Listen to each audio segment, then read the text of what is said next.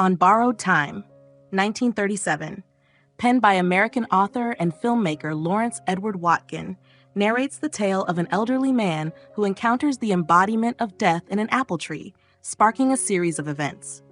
Watkin was honored with the National Book Award for Bookseller Discovery for this work.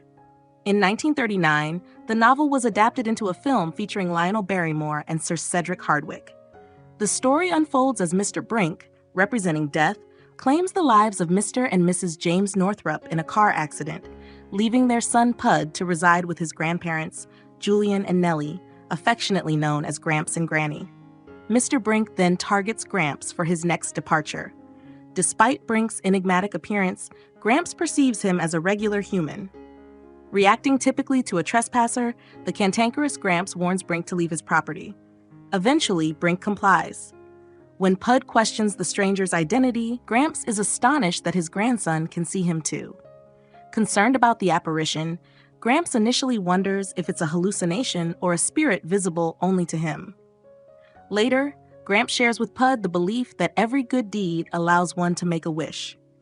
Constantly losing his apples, Gramps wishes that anyone climbing his tree would remain stuck until he permits their descent, prompting Pud to test the theory by climbing the tree himself. Following Gramps' advice, Pud remains stranded in the tree until Gramps permits his descent. Meanwhile, Pud's scheming Aunt Demetria plots to separate him from Gramps and Granny to seize the inheritance left by his parents. Determined to shield the boy from Aunt Demetria's machinations, Gramps diligently safeguards him. As Granny peacefully passes away while knitting, Mr. Brink reappears, this time targeting Gramps. Gramps discerns the true identity of the enigmatic figure and frets over Pud's fate and inheritance in the event of his demise. Employing cunning, Gramps lures Mr. Brink into climbing the apple tree, trapping death itself within its branches. With Mr. Brink ensnared, Gramps proclaims an apparent cessation of death worldwide, albeit with a caveat. Touching Mr. Brink or the tree results in death. When Gramps reveals the situation to others, Aunt Demetria devises a plan to have him institutionalized, thus seizing control of Pud and his inheritance. The local physician, Dr. Evans, appears swayed by Aunt Demetria's assertions of Gramps' insanity. Gramps attempts to sway Dr. Evans by demonstrating their inability to kill a fly he captured, yet Dr. Evans remains skeptical. Desperate to validate his claims, Gramps shoots Mr. Grimes, one of Dr. Evans' aides attempting to escort him to the asylum. Despite the gunshot's lethality, Mr. Grimes miraculously survives, albeit in considerable agony.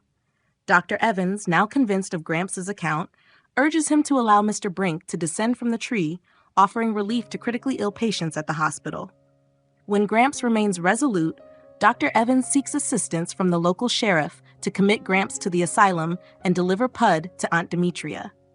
In a moment of inspiration, Gramps orchestrates a ruse through his housekeeper, Marcia Giles, implying that once Mr. Brink descends, he intends to claim their lives next. Fearing for their safety, Aunt Demetria pledges to leave Gramps and Pud be, prompting Dr. Evans to relent as well. Understanding the inevitability of death and Aunt Demetria's withdrawal from Pud's life, Gramps decides to release Mr. Brink. However, a disagreement with Pud, who is too young to grasp why death cannot remain in the tree indefinitely, culminates in Pud's angry ascent over a fence, resulting in severe injuries that should have been fatal. Amid Pud's cries of pain, Gramps realizes he must lower Mr. Brink. Upon doing so, Mr. Brink claims Gramps and Pud, reuniting them with Granny.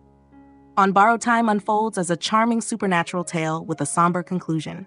I hope you found this video enjoyable. If so, please consider giving it a thumbs up and subscribing. Thank you.